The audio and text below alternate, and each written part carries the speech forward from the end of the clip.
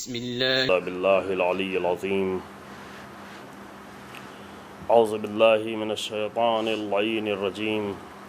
بسم الله الرحمن الرحيم.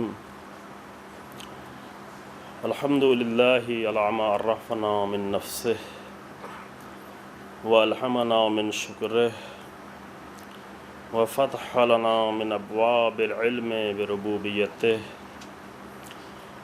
ودلنا عليه من الإخلاص له في توحيده وجنبنا من الإلحاد والشك في أمره حمدا لا منتهى لحده ولا حساب لعدده ولا مبلغ لغايته ولا انقطاع لعمده والصلاة والسلام والتحية والإكرام على خير خلقه وأشرف بريته وحامل وحيه ومبلغ رسالاته سید المرسلین خاتم النبیین ابو القاسم محمد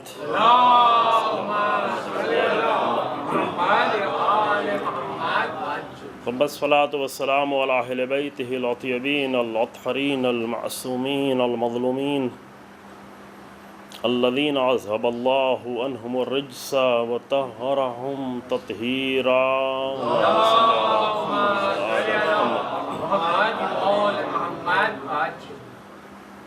ولعنة الدائمة الباقية ولا أعدائهم أجمعين.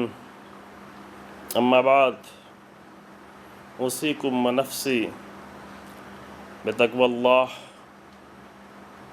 والورع عن محارم الله. نماز جمعہ کے اس پہلے خطبے میں جو ماہ رمضان مبارک کا یہ دوسرا جمعہ ہے، خود کو اور تمام مومنین کو تقوی الہی اور ورع عن حرمت خدا پروردگار کی حرمت سے پرہیز اور ورع کی وصیت کرتا ہوں اور پروردگار سے دعا کرتا ہوں کہ اس مبارک مہینے میں، اس مغفرت کے مہینے میں، اس رحمتوں کے مہینے میں ہمارے تمام گناہوں کو معاف کرتے ہوئے ہمیں تقوی کی راہ طے کرنے کی توفیق عطا فرمائے. برادران عزیز، یہ تاکید ہے، سال بھر جمعہ پڑھا جاتا رہے، ہمیشہ جمعہ پڑھا جاتا رہے، لیکن ہمیشہ تقوی کی وصیت کی جاتی رہے.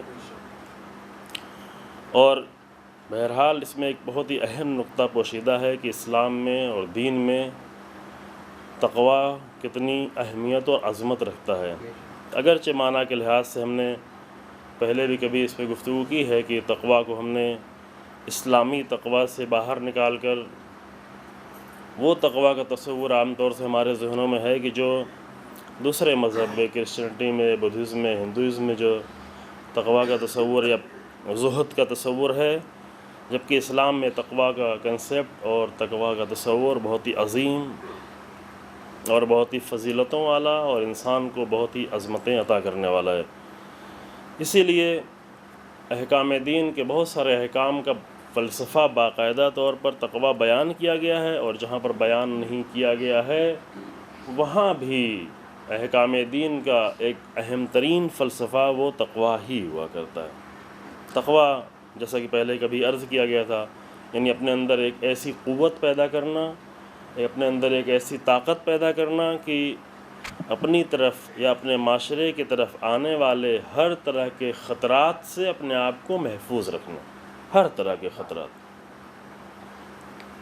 جس طرح کے دشمن کی طرف سے، چاہے وہ اپنی ذات کے اندر سے کہ پیغمبر اکرم صلی اللہ علیہ وآلہ وسلم نے فرمایا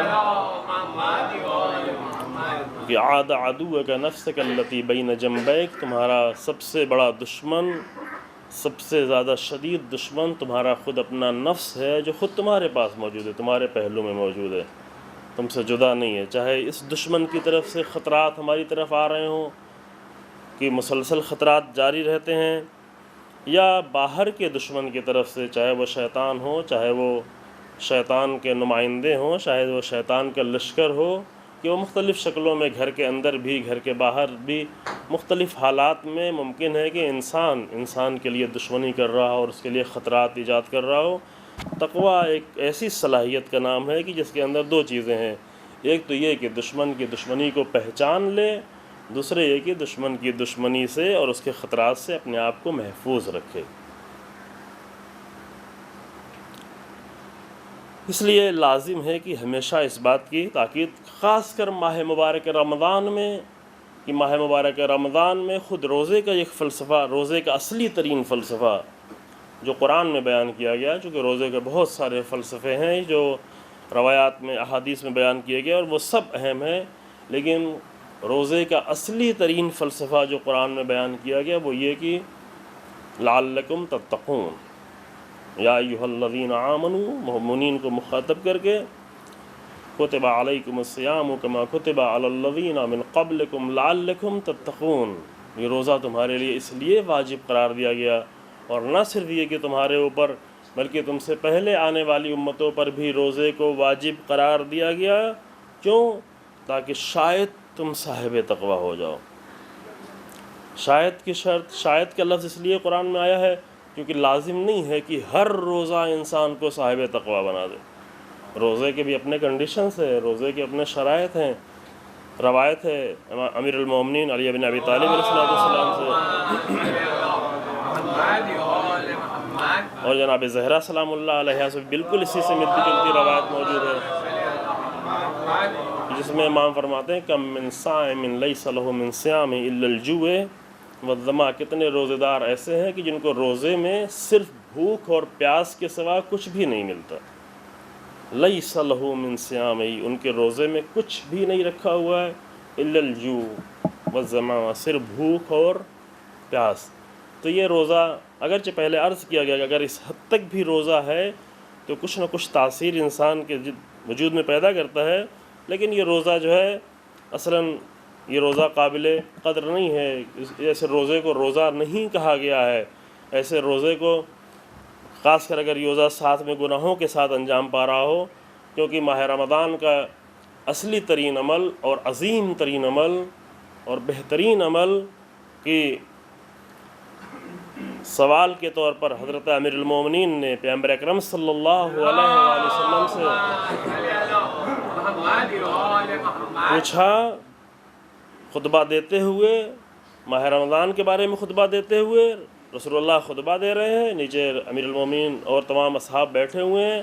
امیر المومنین نے خطبے میں سوال کیا کہ ما افضل العمل فی ھذا الشہر، اس مہینے کا بہترین عمل اور بافضیلت ترین عمل کیا ہے یا رسول اللہ؟ اس مہینے کا بہترین عمل کیا ہے؟ خب یہ سوال ہم پہلے خود اپنے آپ سے کر کے خود ہی جواب دے لیتے ہیں، یعنی ہر ایک اپنے اپنے ذہن میں جواب دے لے کہ اس مہینے میں میری نگاہ میں بہترین عمل کیا ہے، اور اپنا جواب لے لینے کے بعد اب چلتے ہیں ہم بھی امیر المومنین کی اتباع میں رسول اللہ سے سوال کرتے ہیں، ما افضل العمل فی ھذا الشہر یا رسول اللہ، اس مہینے کا بہترین عمل کیا ہے؟ تو پیغمبر اکرم صلی اللہ علیہ وآلہ وسلم نے فرمایا الورع عن محارم اللہ، اس مہینے کا بہترین عمل یہ ہے کہ اللہ کی حرمتوں سے، محارم سے اور حرام سے اپنے آپ کو روکے انسان، یعنی ساری خوبیاں تقویٰ کی صلاحیت اور طاقت پیدا ہوتی چلی جاتی ہے جتنا زیادہ انسان اپنے آپ کو روکے، ورع، جس کے نتیجے میں ساری پاکیزگی اور پاکیزگی انسان کے اندر قوت پیدا کرتی ہے۔ ماہ رمضان کی صفات میں سے ایک صفت جو ہے اس کا نام ہے آزادی کا مہینہ۔ ماہ رمضان کی بہت ساری صفتیں ہیں، بہت سارے صفات سے ماہ رمضان کو یاد کیا گیا ہے۔ ماہ رمضان آزاد کرنے کا مہینہ ہے، آزاد ہونے کا مہینہ ہے، یعنی اسی مہینے میں انسان چاہے تو اپنے آپ کو آزاد کر لے، چونکہ اسیر ہے، واقعاً گرفتار ہے انسان۔ گرفتاری کا مطلب یہ نہیں ہے، آزاد ہونے کا مطلب یہ نہیں کہ انسان اپنی دنیا کی ضرورتوں کو ترک کر دے اور چھوڑ کر کہے کہ ہم آزاد ہیں اس طریقے سے کہ ہم کچھ کرنا نہیں چاہتے. نہیں، آزادی کا مطلب یہ ہے کہ انسان اپنی فکر کو، اپنی روح کو اس مہینے میں آ کر ایسی آلودگیوں سے کہ جو آ کر انسان کی روح کو آلودہ کر رہی ہیں، وہ اس کو آ کر آزاد کرے. چونکہ یہ شہر ہوا شہر دعیتم فیہ الی ضیافت اللہ، یہ وہ مہینہ ہے جس میں اللہ کی مہمانی کی طرف تمہیں بلایا گیا ہے، مہمان بنایا گیا. ہم جیسے معمولی حقیر انسانوں کو اللہ کا مہمان، یہ ایسی کلمات نہیں ہے، یہ ہماری زبان کے اور آپ کی زبان کے کلمات نہیں ہیں، یہ رسول اللہ کی زبان سے ادا کیے ہوئے کلمات ہیں. یہ کوئی تکلف اور تعارف کی باتیں بھی نہیں ہیں، یہ حقیقتیں ہیں عزیزو. کہ ماہ مبارک رمضان میں انسان احساس کرے کہ وہ اللہ کی مہمانی میں وقت گزار رہا ہے، چونکہ اللہ کا مہمان ہے، اللہ کی طرف سے مہمان بلایا گیا ہے. کبھی ایسا ہوتا ہے کہ ایک بہت ہی عظیم شخصیت مجھے دعوت پر بلائے کہ نہیں، ہم آپ کے ہاں نہیں آئیں گے. نہیں ہوتا نا. ممکن ہے کہ ہم ایسی جگہ جانے میں ہمیں خطرہ محسوس رہا کہ جہاں جائیں گے ممکن ہے وہاں پہ ماحول اچھا نہ ہو، وہاں پہ مناسب نہ ہو، ہمارے لیے مفید نہ ہو، ہمارے لیے نقصان دہ ہو. ایسی مہمانی ہو تو کہا جاتا ہے انسان نہیں جاتا، منع کر دیتا ہے. لیکن ایک ایسی جگہ کہ جہاں پر جانے سے انسان کو کوئی نقصان نہ ہو، آپ کو یہاں پر دعوت نامہ بھی آئے کہ آپ کو مثلاً رہبر انقلاب کی طرف سے دعوت دی گئی، آئیں آپ مہمان. آپ کو مثلاً مرجع علی قدر آیت اللہ سستانی کی طرف سے دعوت دی گئی، آپ ان کے مہمان ہیں. مثال دے رہا ہوں. آپ کو دعوت دی جائے کہ امام زمان آپ کے میزبان ہیں، اللہم صلی علی محمد وعلی، دعوت دی جائے، آپ کو مہمان بلایا جا رہا ہے. خوب ایسی مہمانی سے کوئی انکار کرتا ہے؟ اس مہمانی سے انکار کیا جاتا ہے کہ جہاں پر جانے میں انسان کو نقصان نظر آ رہا. بعض لوگ مادی نقصان دیکھ رہے ہوتے ہیں کہ وقت چلا جائے گا، وقت ٹائم نکل جائے گا ہمارا اور کام رک جائے گا، یہ ہو جائے گا وہ ہو جائے گا. بعض لوگ روحانی نقصان دیکھ رہے تھے. مہمانی میں اہم ہے کہ کس پارٹی میں جا رہے ہیں، کن لوگوں کے درمیان میں جا رہے ہیں. ٹھیک ہے مہمان بلایا گیا، لیکن وہاں جانے کے بعد کہیں نقصان نہ ہو جائے، کہیں ہمارے بچوں کو نقصان نہ ہو جائے، کہیں گناہ ہمیں آلودہ نہ کر دیا جائے. کہیں ایسی مہمانی میں نہیں بلایا جا رہا ہو کہ جہاں پر مشکلات پیدا ہو جائیں ہماری زندگی کے لیے، ہماری روح کے لیے. خوب ایسی جگہوں سے انسان پرہیز کرتا ہے. لیکن اگر امام کی طرف سے دعوت آئے، امام کے نمائندوں کی طرف سے دعوت آئے تو کون انسان انکار کرے گا؟ یہاں پر پروردگار کہتا ہے میں تمہیں 1 مہینے کا میں خود اپنا مہمان بنانے جا رہا ہوں. ماہ رمضان آنے سے پہلے پیغمبر اکرم صلی اللہ علیہ وسلم نے یہ اعلان کیا تھا. ماہ رمضان سے پہلے آپ نے اعلان کیا کہ یہ مہینہ جو آ رہا ہے قد اقبل الیکم شہر اللہ، یہ جو شہر خدا آ رہا ہے ماہ رمضان، یہ وہ مہینہ ہے جس میں اللہ نے تم کو اپنی مہمانی کے لیے بلایا ہے. خوب جب انسان مہمان بن کر کسی میزبان کے یہاں جاتا ہے تو اس کے وہاں پر عام حالات میں نہیں ہوتا، جس طرح اپنے گھر میں ہوتا ہے اس طریقے سے مہمان کے ہاں نہیں ہوتا. پھر میزبان جتنا زیادہ عظیم ہو، جتنا زیادہ بڑی شخصیت ہو، جتنا زیادہ عظیم انسان ہو، اس کے یہاں انسان جب جاتا ہے تو اتنی اہتمام کے ساتھ جاتا ہے، اتنی متوجہ ہوتا ہے کہ کتنی بڑی بارگاہ میں جا رہا ہے، کتنے بڑے فرد کے پاس جا رہا ہے. اگر ایک انسان کو اللہ کی بارگاہ میں مہمان بنائے گا تو کیا روزے میں صبح سے لے کر شام تک، رات میں، شب میں انسان اس بات کا احساس کر رہا ہے کہ اللہ کا مہمان ہے، مہمانی کی حالت میں ہے. اس میں ایک عمل یہ ہے، خود روزہ خود یہ مہمانی کا احساس پیدا کرتا ہے انسان میں. واقعاً اس میں کوئی شک نہیں ہے کہ یہی روزے کی حالت میں رہنا، اگر متوجہ ہے انسان تو انسان میں وہ مہمانی کی حالت موجود ہے، یعنی محسوس کرتا ہے کہ نزدیک ہے، قریب ہے. جب میزبان کے ہاں مہمان جاتا ہے تو فاصلے کم ہو جاتے ہیں. مہمان بلانے کا ایک فلسفہ یہی ہے تاکہ دوریاں تھوڑا کم ہوں. عزیز ہیں، رشتہ دار ہیں، تاکید بھی کی گئی ہے، رشتہ دار ہیں لیکن گھر دور دور ہے، دوسرے شہر میں ہے یا ایک شہر میں ہے لیکن دور دور ہے. یہ دوری زیادہ دیر تک بنی نہ رہے، مومنوں کے درمیان میں رابطہ رہے، تاکید بھی کی گئی ہے. صلہ رحم کرنے کو کہا گیا، ایک دوسرے کو بلائیں، ایک دوسرے کے مہمان بنیں، ایک دوسرے کو مہمان بنائیں. کیوں؟ تاکہ مومنین کے درمیان میں فاصلہ زیادہ دیر تک باقی نہ رہے، عزیزوں کے درمیان میں فاصلہ نہ رہے، رشتہ داروں کے درمیان میں فاصلہ نہ رہے، کیونکہ فاصلہ زیادہ بڑھنے کے نتیجے میں ممکن ہے کہ بیچ میں دوسرے شبہات پیدا ہوں، غلط خیالات آئیں، دوسرے لوگ آ کر دوسرے تصورات ڈال دیں۔ لہذا لازم ہے کہ ایک دوسرے کے یہاں مہمانی میں جاتے رہیں، آتے رہیں، تاکہ دوریاں دور ہوں، فاصلے دور ہوں، نزدیکی پیدا ہو۔ تو مہمانی کا ایک بڑا عظیم فلسفہ یہی ہے کہ تاکہ دوریاں ختم ہوں اور انسان نزدیک ہو۔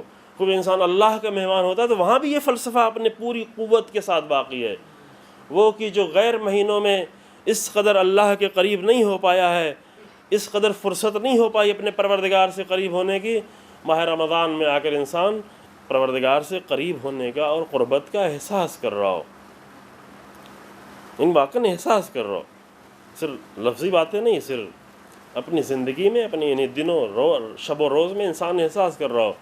راتیں فرق کر رہی ہوں، عام دنوں میں بہت سارے عام راتوں میں انسان ممکن ہے بعض ایسے امور انجام نہ دے پاتا ہو، دن بھر تھکنے کی وجہ سے، دوسرے امور کی وجہ سے، لیکن ماہ رمضان کی راتوں میں کچھ حصہ ایسا نکالے انسان، چند جملے گفتگو کرنے کا اپنے پروردگار، چونکہ مہمان بن کے آیا ہے۔ مہمان تو جا کر میزبان کے خاموش بیٹھ کر نہیں بیٹھا رہتا،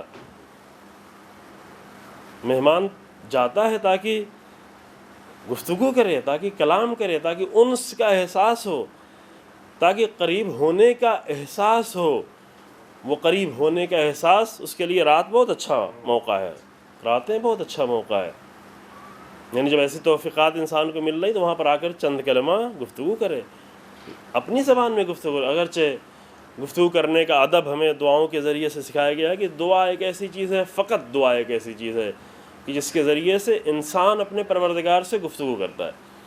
کلام خدا وہ ہے کہ جس کے ذریعے سے اللہ اپنے بندوں سے گفتگو کرتا ہے، یہ دو طرفہ گفتگو ہے۔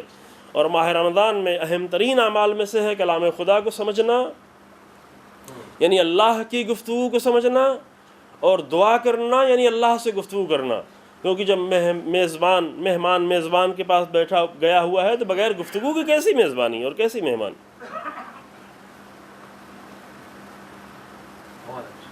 چونکہ یہ مہمانی تو کھانا کھلانے کے لیے نہیں، افطار و سحر کے لیے یہ مہمانی نہیں ہے۔ یہ اگر افطار و سحر سے بڑھ کر سارے دن لوگ نعمتیں کھاتے رہتے جو غیر روزہ دار ہیں، جو مسلمان بھی نہیں ہیں، افطار و سحر سے کتنی بھی اچھی چیزیں ہیں، سارے دن کھا سکتے ہیں، تو اللہ نے بھوکا رکھ کے تو نہیں، یہ ایک ایسی مہمانی ہے جس میں انسان کو بھوکا رکھا گیا ہے۔ مہمانی میں تو بھوکا نہیں رکھا جاتا، یہ بھوکا رکھنا یہ بتانے کے لیے ہے کہ تمہیں بھوکا رکھا گیا ہے، کیوں؟ تاکہ تمہیں کچھ اور میزبانی کی جائے، کچھ اور تمہیں عطا کیا جائے۔ اور یہ لازم ہوتا ہے کہ عام طور سے جب انسان اپنی جسم کو غذا پہنچا رہا ہوتا ہے تو ادھر روح فریادیں بلند کر رہی ہوتی ہیں۔ ماہ رمضان میں جسم کو بھوکا رکھ کر انسان کی روح کو غذا دینے کے لیے بلایا گیا ہے۔ اور یہ روح کی غذا کے دو ذریعہ، اور بھی ذریعے، دو ذریعہ کیا ہے؟ ایک اللہ کے کلام کو سمجھنا، یہ دسترخوان ہے، ایک اللہ سے خود کلام کرنا، اللہ کی بارگاہ میں گیا ہو انسان، اور یہ نتیجہ بنے انسان کے آزاد ہونے کا۔ آزاد ہے، بہت گرفتاری کا ہے۔ اگر کوئی انسان اپنی زندگی میں گرفتاری کا احساس نہیں کر رہا ہے تو دو طرح کے لوگ ہیں، یا تو وہ لوگ ہیں جو واقعاً بہت ہی پاک لوگ ہیں، جن کو کوئی گرفتار نہیں کر سکا ہے، نہ ان کا نفس، نہ ان کی نفس امارہ، نہ شیطان، نہ دوسرے لوگ، یا ایسے لوگ ہیں جو غافل لوگ ہیں، گرفتار تو ہیں، اسیر تو ہیں، لیکن اس گرفتاری کا احساس نہیں کر رہے ہیں، محسوس نہیں کر رہے ہیں کہ ہمارے گناہوں نے ہم کو گرفتار کر رکھا ہے، ہماری آلودگیوں نے ہم کو گرفتار کر رکھا ہے۔ ماہ رمضان جس کو روایتوں میں کہا گیا یہ آزاد ہونے کا معنی، جیسے حج کے لیے کہا گیا کہ کعبے کا ایک نام ہے جو بیت عتیق، عتیق عتق سے بنا، عتق یعنی آزادی۔ کعبہ جو ہے آزادی کا مکان ہے، آزاد ہونے کی سرزمین ہے، حج آزاد ہونے کی سرزمین ہے، اسی ماہ رمضان آزاد ہونے کی سرزمین۔ ایک بہت ہی خوبصورت سی مثال ہے، استاد بزرگوار خدا ان کی حفاظت فرمائے عبد اللہ مصباح یزدی، شاید آپ تک بھی بعض لوگوں نے بھیجی ہو، بہت ہی خوبصورت مثال دی ہے کہ جس طریقے سے ایک پرندے کی فطرت میں، پرندے کے نیچر میں یہ ہے کہ وہ پرواز کرے، لیکن پرندے کے پیر میں رسی باندھ کر اسے پتھر میں باندھ دیا جائے، بھاری پتھر میں، یہ بھاری پتھر میں بندھا ہوا، وزنی پتھر میں بندھا ہوا پرندہ بار بار اپنے پر کو بڑھائے اڑنا چاہے، لیکن چونکہ رسی بندھی ہوئی ہے، ادھر یہ اس کے اندر اس کی فطرت کہہ رہی اڑنے کے لیے، لیکن ادھر پتھر اسے کھینچ لے رہا ہے، رسی اسے نیچے بلا لے رہی، اڑنے نہیں دے رہی۔ نتیجہ کیا ہوتا ہے؟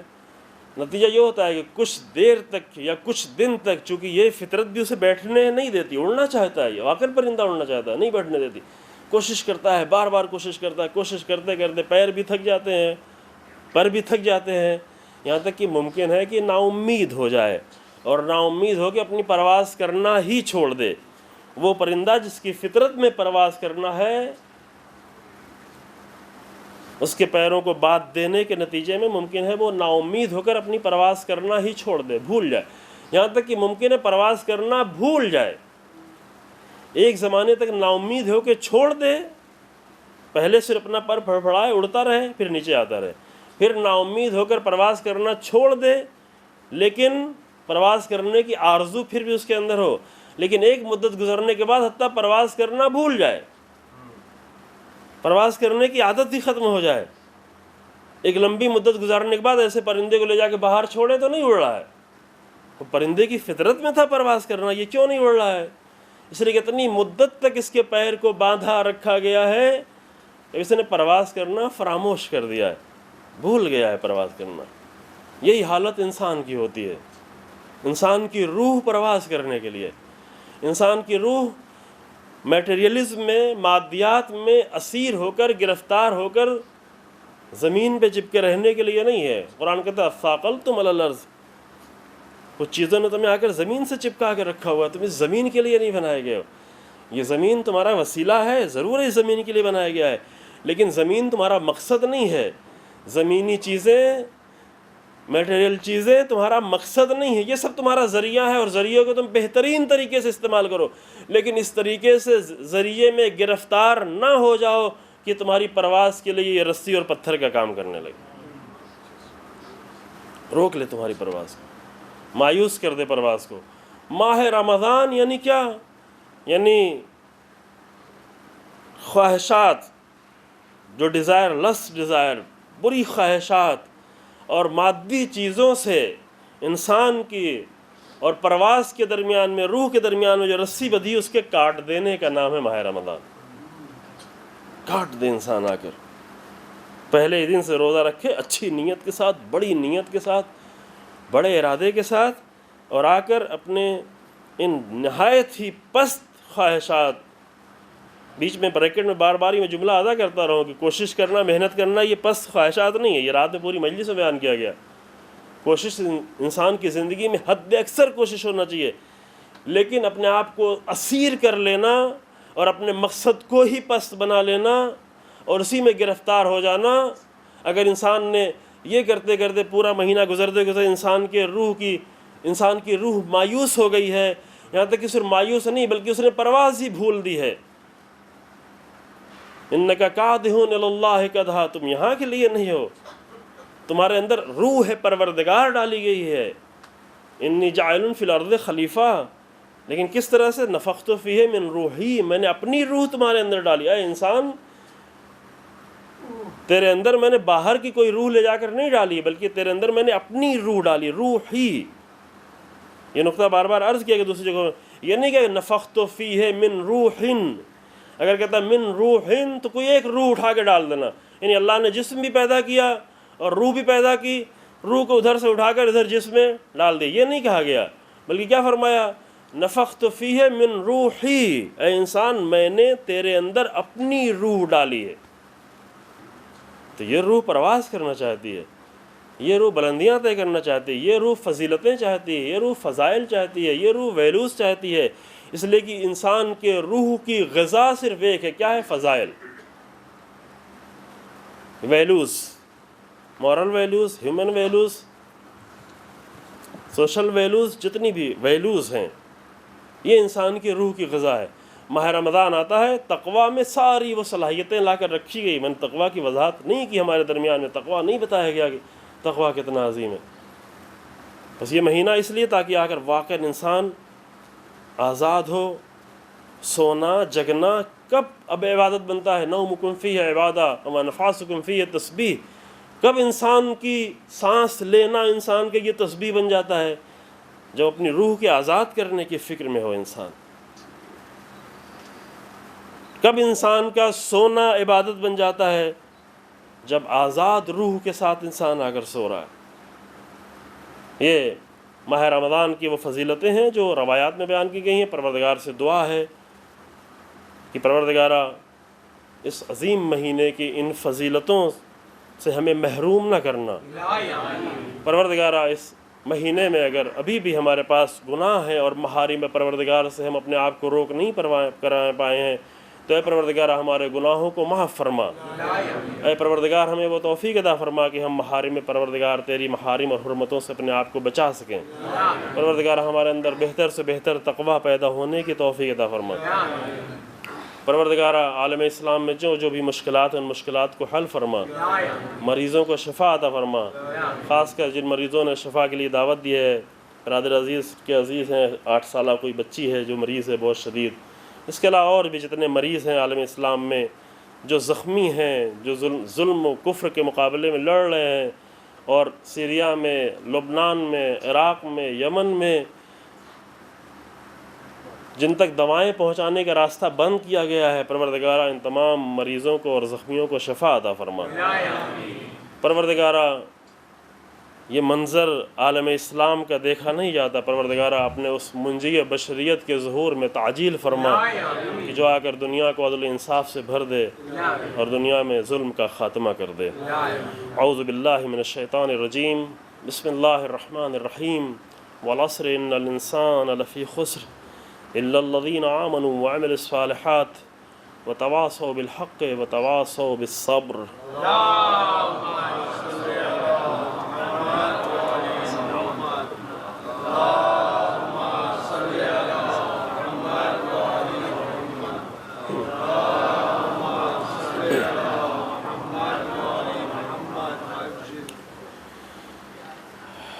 اعوذ باللہ من الشیطان الرجیم. بسم اللہ الرحمن الرحیم. الحمد للہ رب العالمین والصلاة والسلام علی سید الانبیاء والمرسلین خاتم النبیین ابوالقاسم محمد.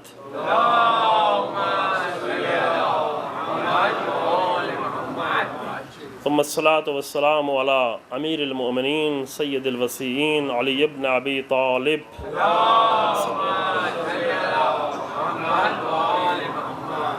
والصلاة والسلام على سیدۃ نساء العالمین فاطمۃ الزہراء. ثم الصلاة والسلام على الحسن والحسین سید شباب اہل الجنہ.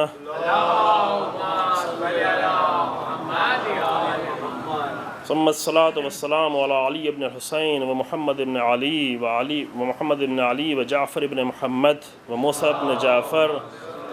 اللهم صل على محمد وموسیٰ بن جعفر وعلی بن موسیٰ الرضا ومحمد بن علی التقی وعلی بن محمد النقی والحسن بن علی العسکری. والصلاة والسلام على حجة القائم المہدی.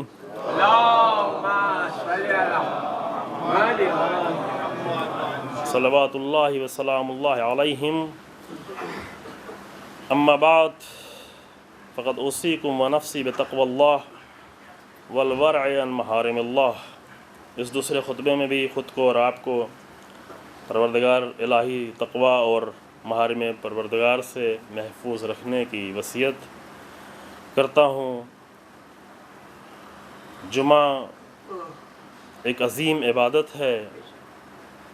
روایات میں اس حد تک آیا ہوا ہے کہ اگر کوئی 3 جمعے تک نہ جائے تو کلمہ پڑھے، دوبارہ کلمہ پڑھے. چونکہ جمعہ ایک عظیم عبادت ہے، فقط ایک فردی عبادت نہیں ہے، بلکہ جمعے میں ایک فردی انڈیویجول عبادت بھی ہے، سوشل اور اجتماعی عبادت بھی ہے، ایک سیاسی عبادت بھی ہے. یعنی کئی پہلو جمعے میں ایک ساتھ رکھے گئے ہیں. وہ روایات جو امام رضا علیہ السلام سے بیان کی گئی ہیں۔ ان روایات میں امام نے خطبات کی شرح دی کہ خطبے میں کیا چیزیں بیان ہونا چاہیے، جس میں امام نے وضاحت کی کہ دوسرے خطبے میں آ کر حالات بیان کیے جائیں، مومنین کے، مسلمانوں کے، امت مسلمہ کے، جتنی بڑی دنیا ہے، تاکہ انسانوں میں آگاہی پیدا ہو، یعنی عبادت آگاہی کے ساتھ ہو، عبادت شعور کے ساتھ ہو، انسان اپنے آپ کو ایک محدود جگہ میں بند نہ رکھے، ایک شہر میں، ایک کمیونٹی میں، ایک گروہ میں، ایک مسجد میں، بلکہ اسلام مومن کو بافراست دیکھنا چاہتا ہے۔ امیر المومنین علیہ الصلوۃ والسلام کا یہ جملہ فرمایا، اتقوا فراست المومن، مومن کی فراست سے ڈرو۔ فراست یعنی بہت ہی باریک مسائل کو سمجھنے والا۔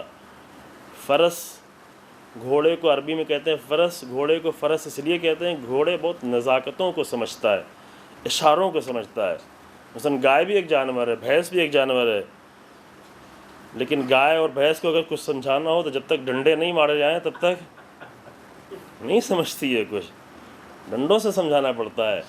لیکن گھوڑے کے لیے ایک پیر کا ہلکا سا اشارہ، ایک ہاتھ میں لجام کا ایک ہلکا سا اشارہ کافی ہوتا ہے کہ اسے کہاں جانا ہے اور کیا کرنا ہے اور کیا طے کرنا ہے۔ اس لیے اس کا نام فرس رکھا گیا، چونکہ بہت ساری نزاکتوں کو سمجھتا ہے۔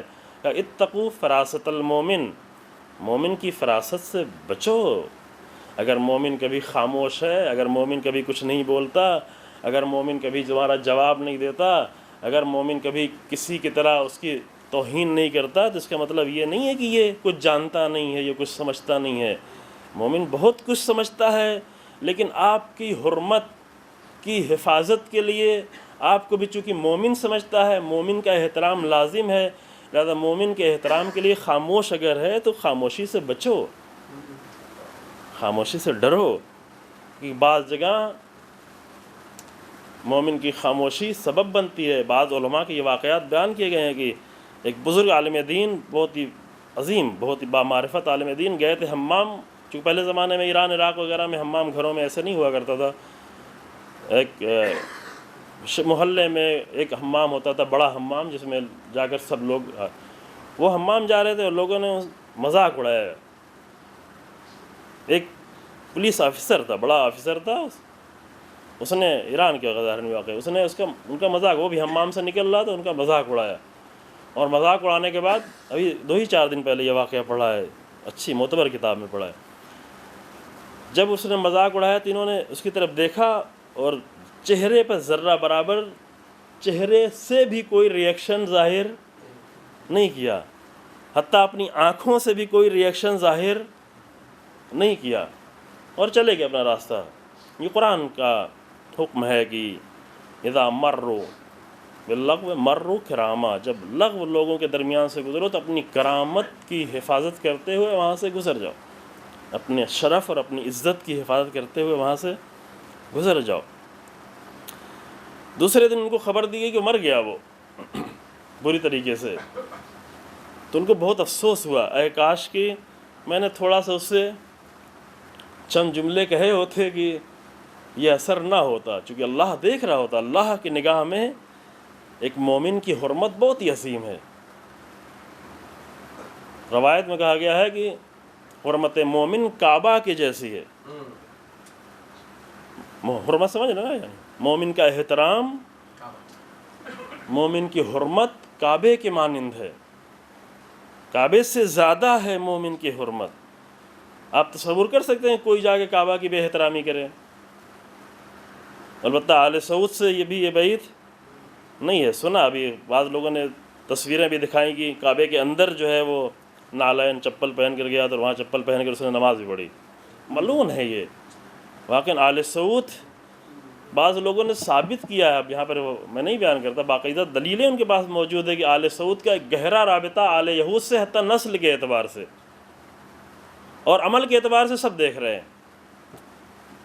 عمل کے اعتبار سے بالکل واضح ہے، سب کے لیے واضح ہے کہ ابھی وہی سارے طریقے اپنا رہا ہے آل سعود امت مسلمہ کے اوپر جو سب کچھ آل یہود اپنا چکے ہیں 2008 میں، 2006 میں، 2014 میں فلسطین کے اوپر جو سارے طریقے اپنائے گئے، تو آج یمن کے مسلمانوں پر وہی طریقہ اپنایا جا رہا ہے۔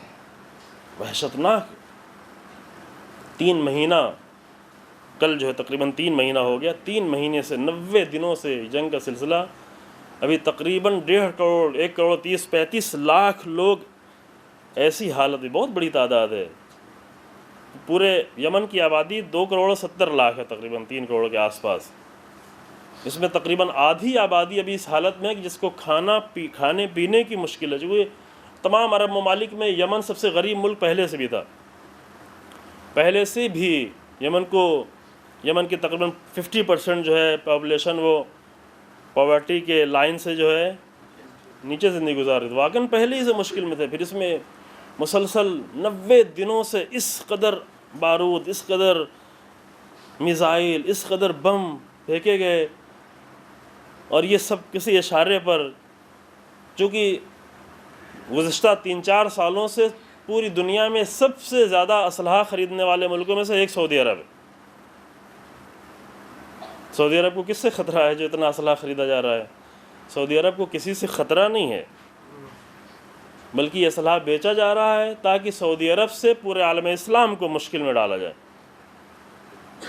تو اسلحہ اگر نہیں خریدا جائے گا تو ایک تو ادھر امریکن کمپنیاں جو اسلحے کی ہیں وہ بیٹھ جائیں گی، اقتصادی اعتبار سے بہت، چونکہ ابھی یہ دنیا کی مشکلات میں سے ایک، پوری دنیا کا اگر بجٹ اٹھا کر دیکھیں تو دنیا کا ایک کتنا عظیم بجٹ، کتنا بڑا بجٹ صرف اسلحہ اور بارود اور بم اور میزائل اور ایٹم بم ان چیزوں پہ خرچ ہو رہا ہے، کہ اگر وہ صرف 1 سال کا بجٹ جو ہے یہ روک دیا جائے تو کئی سال تک کوئی انسان بھوکا نہیں رہے گا۔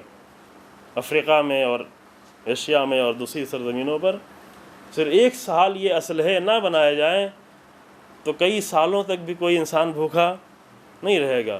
لہذا سعودی عرب نے کئی سالوں سے یہ اسلحے خریدے تھے اور یہ اسلحے استعمال نہیں ہو رہے تھے، اسلحوں کا انبار بڑھتا جا رہا تھا۔ اب اگر انبار بڑھتا جائے گا پھر امریکہ سے خریدے گا کون اسلحے؟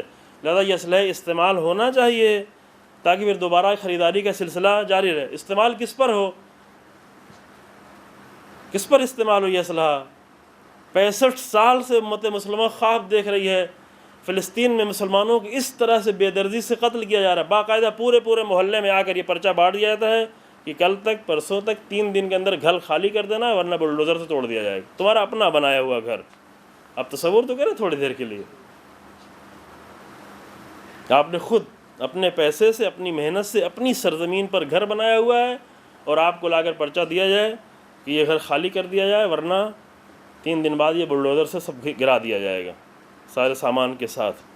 یہ 65 سالوں سے یہ ہو رہا ہے اور یہاں پر کوئی آواز نہیں اٹھائی جا رہی ہے، حتیٰ سعودی عرب کے عوام کو بھی ایک آواز اٹھانے کا موقع نہیں دیا جا رہا ہے، لیکن یہاں یمن کے فقیر اور غریب مسلمانوں پہ مسلسل 3 مہینوں سے یہ بم گرایا جا رہا ہے، اسلحہ گرا۔ کیوں اسلحہ گرایا جا رہا ہے؟ صرف اس لیے کہ عرب میں صرف یمن ایک ایسا ملک جو کہتا ہے کہ امریکہ پر لعنت ہو، اسرائیل پر لعنت ہو، ایک ملک سے یہ کہتا ہے۔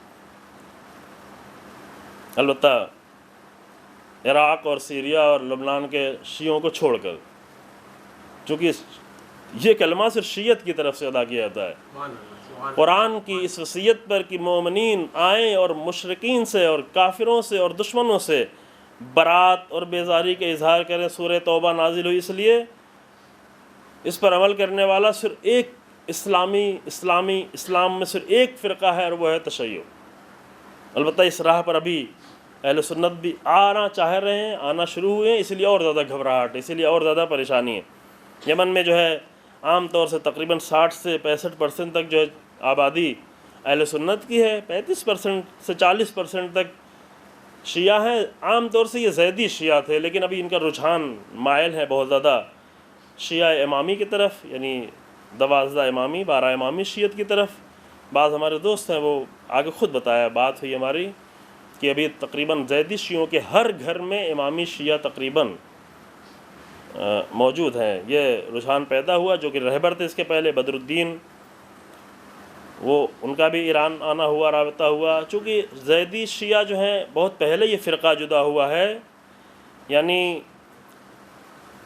دوسرا فرقہ تھا جو شیعہ سے جدا ہوا۔ پہلا فرقہ کیسانیہ تھا جس نے محمد حنفیہ کو امام مانا تھا اور جدا ہوا تھا، لیکن وہ زیادہ دن تک باقی نہیں رہ پایا، زیادہ نہیں چلا۔ لیکن دوسرا فرقہ جو شیعہ سے جدا ہوا وہ زیدی گروہ شیعہ تھا. زیدی شیعہ اس طرح سے نہیں ہے جس طرح سے اور دوسرے بعض گروہ ہیں جو چھٹے امام کے بعد جدا ہوئے.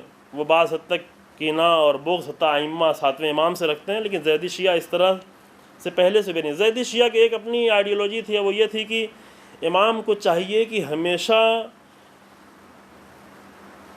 دشمن کے مقابلے میں تلوار کے ساتھ قیام کیے ہوئے ہو.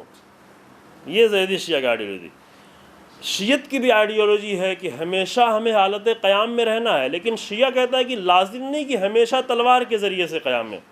جہاں تلوار کے ذریعے سے قیام ہو وہاں تلوار کے ذریعے سے کیا جائے، جہاں آئیڈیالوجی کے ذریعے سے قیام کرنا ہے وہاں آئیڈیالوجی کے ذریعے سے کیا جائے، فکر کے ذریعے سے. قیام تو لازم ہے، قیام سے انکار نہیں کیا سکتے، کیونکہ یہ قرآن کی وصیت ہے. قرآن ایک ہی وصیت کرتا ہے، یہ آیت بار بار پڑھی جا چکی ہے کہ انما اعظکم بواحدہ ان تقوموا للہ مثنی وفرادا. میں تمہیں صرف ایک نصیحت اور ایک وصیت کرتا ہوں، اور وہ یہ ہے کہ اللہ کی راہ میں اکیلے ہو تو بھی قیام کرو، دو لوگ ہو تو بھی قیام کرو، تنہائی ہو تو بھی قیام کرو، جماعت ہو تو بھی قیام کرو. قیام سے انسان اللہ کی راہ میں کھڑے ہونے سے، یہ شیعت کی آئیڈیالوجی ہے. زیدیوں نے تھوڑا اپنے آپ کو الگ کیا شیعت سے اس طرح کہ صرف قیام ہر طرح کا کافی نہیں ہے، بلکہ زیدی کے نزدیک امام وہ ہوتا ہے کہ جو تلوار کے ذریعے سے قیام ہو کیے ہوئے ہو. یہاں پر آ کر ائمہ نے، امام صادق اسلام نے، دیگر ائمہ نے یہ وضاحت کی کہ ہاں قیام لازم ہے ظلم کے مقابلے میں. قرآن کی وصیت ہے اور ہر ائمہ نے قیام کیا، اس لیے شہید بھی کہ ہر امام اسی لیے شہید کیا گیا، جو اگر قیام نہ کرے تو شہید نہیں کیا جائے. لیکن یہ لازم نہیں کہ ہر وقت تلوار اٹھائے ہوں. مصلحتوں کو دیکھا جاتا ہے، کبھی کسی وقت تلوار کو رکھنا پڑتا ہے، دوسرے طریقے سے قیام کیا جاتا ہے.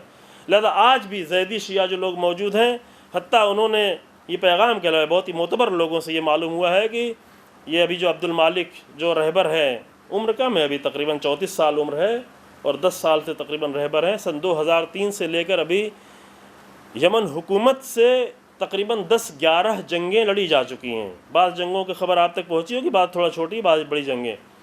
اور ان کے بڑے بھائی جو ہے اسی جنگ میں شہید ہوئے، حسین حوثی. اور سن 2004 میں حسین حوثی کی شہادت کے بعد پھر یہ عبد المالک حوثی جو ہے اس قوم کو لیڈ کر رہے ہیں، اور بہت ہی مضبوطی کے ساتھ، بہت ہی صبر کے ساتھ، بہت ہی استقامت کے ساتھ، بہت ہی سمجھداری کے ساتھ.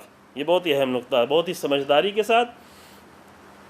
اور حتیٰ انہوں نے یہ پیغام کہلوایا، یہ بتایا کہ بہت معتبر لوگوں سے معلوم ہوا ہے کہ حسن نصر اللہ کے پاس یہ پیغام پہلوایا کہ آپ میرے امام ہیں، میں آپ کی بیعت کرنا چاہتا ہوں. کیوں؟ اس لیے کہ ان کی آئیڈیالوجی کا یہ حصہ ہے کہ اگر کوئی فرزند رسول اللہ اور خاص کر حسین ابن علی کی نسل سے کوئی فرزند اگر آ کر قیام کرتا ہے تو وہ ہمارا امام ہے. تو سید حسن نصر اللہ کے پاس یہ پیغام کہلوایا کہ میں آپ کی بیعت کرنا چاہتا ہوں کیونکہ آپ میرے امام ہیں. تو انہوں نے کہا میں کیسے امام ہو سکتا ہوں، میں تو خود کسی امام کا سپاہی ہوں. لہذا اگر بیعت کرنا ہے تو اس امام کی بیعت کرو کہ جس کا میں ایک چھوٹا سا سپاہی ہوں. یعنی اشارہ رہبر انقلاب کی طرف ہے کہ رہبر انقلاب خود بھی ایک سپاہی ہیں امام زمان کے. یعنی اصل میں متوجہ کرنا تھا تشیع کی آئیڈیالوجی کی طرف. ہم سب جو ایک سپاہی ہیں، ہماری نگاہ میں رہبر ہے، لیکن وہ اپنے آپ کو امام زمان کا ایک معمولی سا سپاہی، اور اس بات پر فخر کی امام کے راہ میں کچھ قربانی دی جا سکے اور کوئی خدمت انجام دی جا سکے. اب یہ حالات ہیں عزیزو، یہ دردناک حالات ہیں. عالم اسلام کے حالات، ساری دنیا نے ایک دوسرا پہلو بھی ہے، ہم آپ کو نا امید نہیں کرنا چاہتے. حالات سے یہ نہیں کہنا کہ مراد ہے بالکل نا امید نہیں. دوسری طرف سے ایک حق کا غلبے کا یہ در حقیقت حالات پیدا ہی اس لیے کیے گئے ہیں کیونکہ یہ وہ زمانہ ہے کہ جہاں پر حق غالب ہوتا جا رہا ہے. کتنی کوشش کی گئی، کتنا محنت کر کے داعش جیسے باطل گروہ کو بنایا گیا، لیکن مسلسل شکست سے دوچار ہونا پڑا حق کے مقابلے میں. ابھی آپ ایران سے لے کر عراق جو ایک زمانے میں، بہت زمانہ تو نہیں گزر گیا ہے، آپ میں سے اکثر لوگ جانتے ہیں، ایک زمانے میں سارے باطل سیاست کا مرکز بنا ہوا تھا. آج وہ عراق آ کر محنت کر رہا ہے، کوشش کر رہا ہے. آج ایران سے لے کے عراق سے لے کے سیریا سے لے کے لبنان کی ایک طرح سے البتہ خوف بھی دلایا جا رہا ہے کہ یہ شیعی ہلال معلوم ہے، ہلال اس چاند کو کہتے ہیں جو پہلی دوسری تیسری کو عام طور سے نکلتا ہے یوں. تو نقشے میں جب جا کر دیکھیں تو ایران سے لے کر لبنان تک جو لائن بنتی ہے اس کو کہتے ہیں شیعی ہلال ہے، اور شیعی ہلال سے ڈرو اور گھبراؤ اور یہ اور وہ. یہ چند سالوں سے ہنگامہ جاری ہے، اور ابھی اس میں اور بھی یمن بھی مثلا شامل کر دیا ہے۔ یہ پوری دنیا میں ایک بڑا کام چل رہا ہے۔ ایک طرف سے اسلاموفوبیا، یعنی اسلام کا خوف پیدا کرنا، یعنی اسلام کا ایسا چہرہ پیش کرنا جس سے لوگ اسلام سے ڈریں۔ کیوں اسلاموفوبیا اتنا زیادہ پروپیگنڈا کیا جا رہا ہے اسلاموفوبیا کی؟ اس لیے کیونکہ آج دنیا کے ذہن آزاد ہو گئے ہیں، دنیا نے اپنے ذہنوں کو تعصبات سے آزاد کر دیا ہے، اور آزاد ہونے کے بعد اب جو اپنی زندگی کا راستہ معین کرنا چاہتے تو اسلام سے بہتر کوئی راستہ انہیں نظر نہیں آتا۔ بہت ہی تیزی سے شاید یہاں ہندوستان میں بیٹھ کے ہمیں اتنا احساس نہ ہو، لیکن یورپ کی دنیا میں، امریکہ کی دنیا میں، افریقہ میں حتیٰ جہاں پر اتنی جہالت اور سب کچھ ہے، لیکن اگر جا کر دیکھیں تو کتنی زیادہ تیزی سے لوگ اسلام کی طرف، خاص کر تشیع کی طرف آ رہے ہیں۔ لہذا ایک طرف سے اسلاموفوبیا، اسلام سے ڈرانا، تاکہ اسلام کا ایک ایسا چہرہ پیش کرنا کہ تاکہ لوگ اسلام کی طرف نہ جائیں۔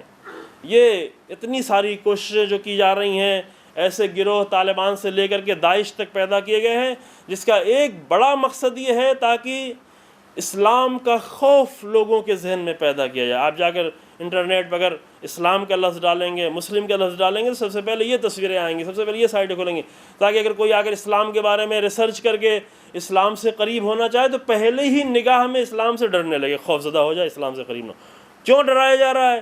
اس لیے کہ لوگ اسلام کی طرف مائل ہو رہے ہیں، اسلام میں اپنی زندگی پا رہے ہیں، اور پھر خاص کر اسلام کا جو حقیقی روح جو تشیع میں موجود ہے، اس تشیع کا ایک الگ سے ڈر پیدا کرنا، تشیع کا ڈر پیدا کرنے کے لیے بہت زیادہ کوششیں کی جا رہی ہیں۔ شیعوں میں بھی ایک ایسا گروہ باقاعدہ بنایا جا رہا ہے، بہت ساری دلیلیں اس کے لیے موجود ہیں۔ ایک ایسا گروہ بنایا جا رہا ہے کہ جو آ کر شیعت کو ایک بالکل نامعقول، ان ریزنیبل طریقے سے پیش کرے، جو قابل فہم نہ ہو، جو ایک انسان سمجھ کے ذریعے اس کو سمجھ نہ سکے۔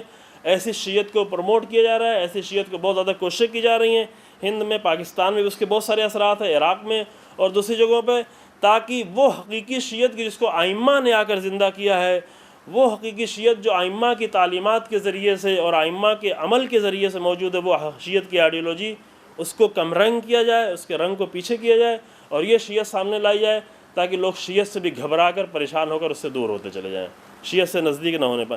ایک بہت بڑے پیمانے کی سازش ہو رہی۔ اصل اس کی وجہ یہ ہے کیونکہ لوگ شیعت کی طرف رخ کیے ہوئے ہیں، لوگ اسلام کی طرف رخ کیے ہیں۔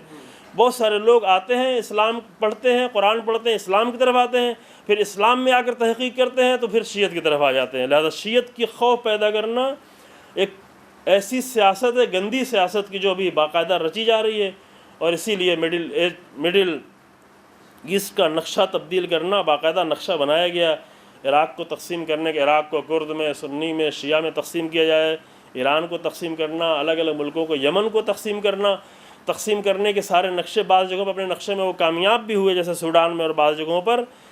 یہ ساری کوشش اس لیے تاکہ امت مسلمہ کو کسی بھی طریقے سے اس کی حالت کو اور اس کی طاقت کو کم کیا جائے۔ یہ کام اتنے دنوں سے ہو رہا ہے عزیزو۔ یہاں پر امت مسلمہ میں، خاص کر مومنین میں، یہ بصیرت، یہ شعور کی ضرورت ہے، تاکہ اگر دشمن کی سازشوں کو پہچانیں اور آگاہ کریں۔ ابھی آج آگاہ کریں، واقعاً ابھی سعودی عرب جو کردار ادا کر رہا ہے، اہل سنت کو آگاہ کرنے کی ضرورت، آگاہ ہو رہے ہیں الحمدللہ۔ 3 سال پہلے جو اہل سنت کا نظریہ تھا سعودی عرب کے بارے میں، آج ایک بہت بڑی تعداد خود ہندوستان میں، پاکستان میں، مصر میں بڑے بڑے مراکز سے اعلان کیا گیا کہ ہمارا ان سے کوئی رابطہ نہیں ہے، انہوں نے صرف مسلمانوں پر ظلم کیا ہے، پہچان رہے ہیں۔ لیکن بہرحال ایسے وقت میں ضرورت ہے کہ اگر ہم خود بھی پہچانیں بھی اور پہچنوائیں بھی، اور خاص کر ماہ رمضان میں جمعہ آ رہے ہیں، بعد کے جمعہ آئیں گے، الوداعی جمعہ آئے گا، یہ سب اچھے موقع ہیں کہ جہاں پر آ کر خود کو اور دنیا کو پہچنوایا جائے کہ حقیقی اسلام کیا ہے، حقیقی شیعت کیا ہے۔ ماہ رمضان خود بہت ہی بڑا ذریعہ ہے انسان کو حقیقی اسلام سے آگاہ کرنے کا۔ آپ کا پڑوسی آپ کو روزے کی حالت میں، اچھے اخلاق کی حالت میں، اچھی زبان کی حالت میں اگر دیکھتا ہے تو یہ آپ کو نہیں دیکھ رہا ہوتا، آپ کے وجود میں اسلام کو دیکھ رہا ہوتا ہے۔ توجہ فرمائی آپ نے، اسلام دیکھ رہا ہوتا ہے وہ۔